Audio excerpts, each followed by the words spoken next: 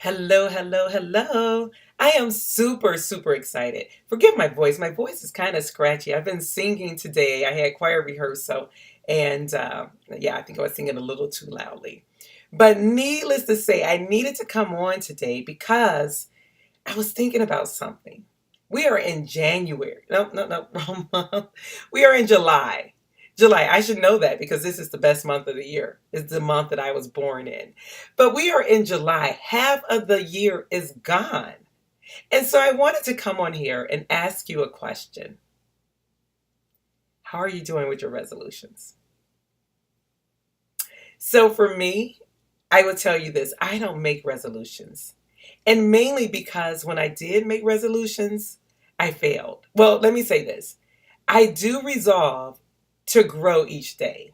So that may be a resolution, but I don't want to set myself up for failure like the other 98% that do. Most people do not achieve the things that they make resolutions for. They don't accomplish those goals. And so I wanted to come on here and say that if you had a resolution and you have not achieved that goal, it's okay. If you have made strides towards it, that's even better. If you have made a resolutions and you fell off after the first 2 weeks, it's okay. And if you're like me and you just didn't make any, that's fine too. We can still grow.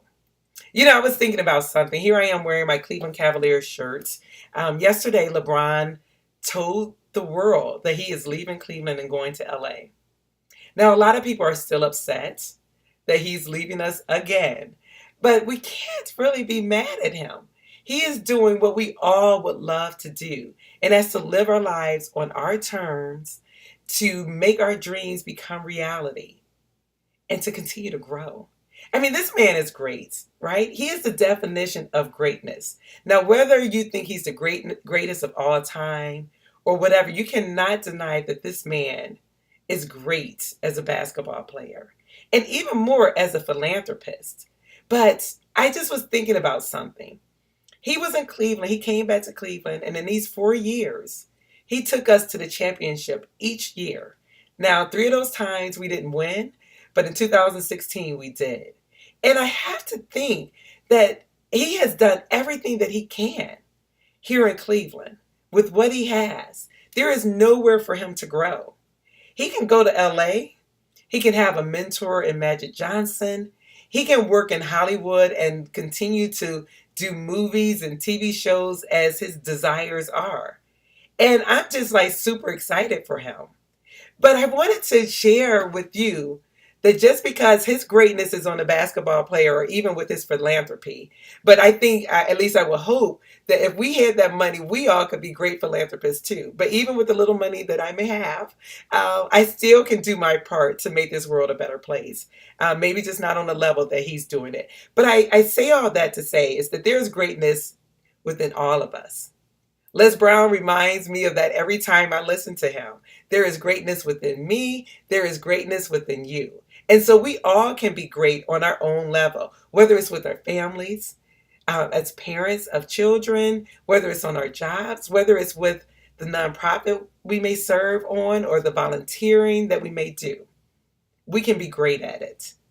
But I will say this to you, that it is so important for us to grow and to continue to grow. I always tell people that once we start growing, we die. So it is important for us to grow. It's important for us to learn, to evolve as humans. And so I want to share with you 5 strategies to help you grow. Now, I'm not sure where I got these from. I think it may have been John Maxwell. It's some thought leader.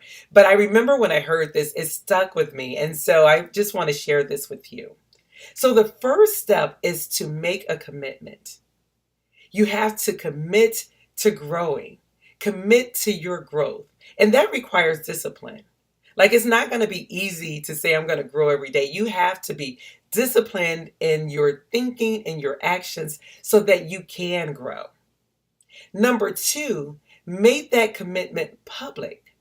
Let other people know what it is that you're doing so you can have people cheering you on, so you can have people that's holding you accountable to the things that you said you're going to do. You can never go wrong when you have other people in your corner supporting you in the process. Number three, identify areas that you want to grow. Think of just two, whether it's your relationships, your job, your vocation, if you your community service, your health, your whatever it is. Just think of two areas. It doesn't have to be more than that, but think of two areas that you want to see growth in your life. Number four, invest in yourself. Now, when I say invest, I'm not just talking money. Now, you can spend money so that you can continue to grow. There's a lot of training out there that you can invest in. There's coaches that you can invest in. But invest your time if you don't want to spend money. Read some books. I remember when I was in corporate America, I would spend 2 days, 2 hours each day on personal development because I knew that if I developed myself personally, it was going to translate into my professional life as well. So I would spend time reading. I would spend time trying to learn a new language. I would spend time listening to thought leaders, podcasts. I would spend time exercising because that allowed me to clear my head. I will also spend time meditating, just being with myself so that I can reflect. So think about that. Invest in yourself with time and or money. That's up to you. And the last thing is I talked about reflections already when I was talking about how I would meditate, but it is important that you spend time reflecting on what it is that you want to grow in and how you're doing with that.